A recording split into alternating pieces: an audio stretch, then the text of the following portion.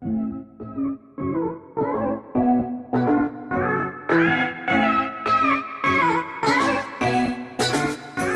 guys, welcome back to my channel and thanks for tuning in. As you can see today, the topic that I'm going to be talking about is a little different than what I'm usually covering on my channel. I didn't just want this channel to be about education, I also wanted to incorporate some mental health aspects. I am currently in the clinical mental health program here at my school, and I thought, why not use this platform to talk about some of the things that I think are still pretty prevalent and important today. Hopefully you get something out of this video. I would love to hear you all's thoughts on the topic, so leave your comments down below and let's talk. So today's topic is one that I personally think is still pretty prevalent. I do want to kind of give a disclaimer. I'm coming from this topic as a African-American cisgendered Christian woman, so that's the experience that I'm going to be coming from. So it doesn't necessarily just have to be the negative stigma of mental health in the Black community, but for me, that's where I come from, that's where I relate to, that's my background, so that's what I can speak on. The realization that mental health has such a negative stigma, especially in the African American community, is what brought me to the field. I really felt like we needed more people to advocate for the importance of mental health. From my own personal experience, it just became obvious that there just aren't enough people to really educate us about what taking care of yourself mentally really means, what counseling is really about, and there's just a lot of negative stereotypes about it, and that's just not in the African American community, that's in our society in general. So I just wanted to talk about the topic because I think it is something that needs to be discussed in order for us to overcome these stigmas. Personally, when I just think about my own experience with counseling, growing up, I didn't know what counseling was at all. It just wasn't something that was brought up. It was almost one of those things where you only heard about it when something bad happened.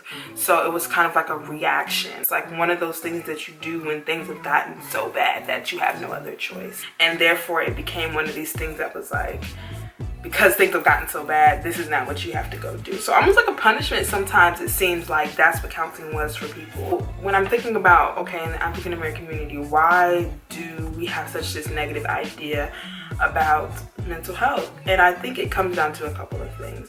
Financial responsibility, lack of education, and religion. So let's talk about the financial responsibility part. That has a lot to do with the negative stigmatization of mental health counseling. It's just the fact that it costs a lot of money, and a lot of times if you don't have insurance, it's outrageous. To put it into a practical sense of, like, even if you had the money to do it, why are you spending your money on that? Why are you spending your money to go talk to somebody? I think when you minimize the act of counseling to you're literally just going to talk to somebody, well then of course you're gonna just say, well, I can just talk to my mama or to my friends and get their perspective on these things. And so I think in a practical sense it became, you know, I can't afford this. It doesn't seem like you're really doing something that complicated where I need to pay for it anyway, so I'm not gonna do it. I don't know about y'all, but money governs a lot of the decisions that I make for myself. And so it's understandable that for families that are struggling financially, you just can't do those things. And because you can't afford to take care of it, it's like you try to rationalize why it's not that important in comparison to other things and other needs that you need to be met. If you're not able to meet the basic ones, then you have no time to worry about the other ones. And I think a lot of that judgment does come from people feeling like you could be spending your money on better things and you have other priorities, and that's why it shouldn't happen. So the second thing that I think impacts the negative stigma is lack of education. When you don't have people who not only are knowledgeable of the benefits of counseling and mental health and the importance of taking care of that aspect of your life, or who know and aren't willing to advocate for it, it's like then, like I said, when I grew up, I was completely ignorant about what counseling was, who it was for.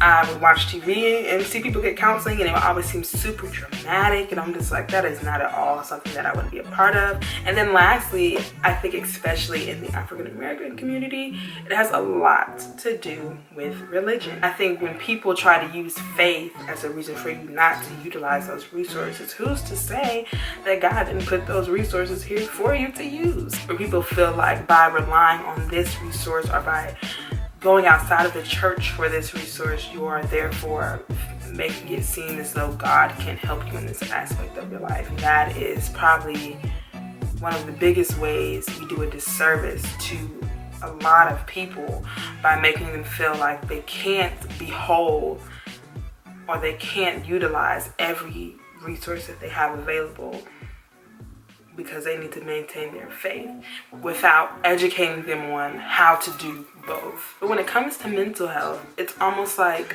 well, that's not that important. Mental health, to me, and in my viewpoint, is just as important as physical health, and it's just as important as spiritual health. I think people feel like unless you have a major mental health illness, everything else is just you being sad or upset or not knowing how to interact or whatever. And it does such a disservice to someone who is struggling with depression or struggling with anxiety, because if somebody's telling you that what you're going through really isn't that serious, eventually you begin to believe that, well, it isn't that serious. And you allow it to continue to happen until it gets to the point where it gets serious. Now counseling is a response to something terrible happening rather than to you being proactive and making sure that it doesn't happen in the first place.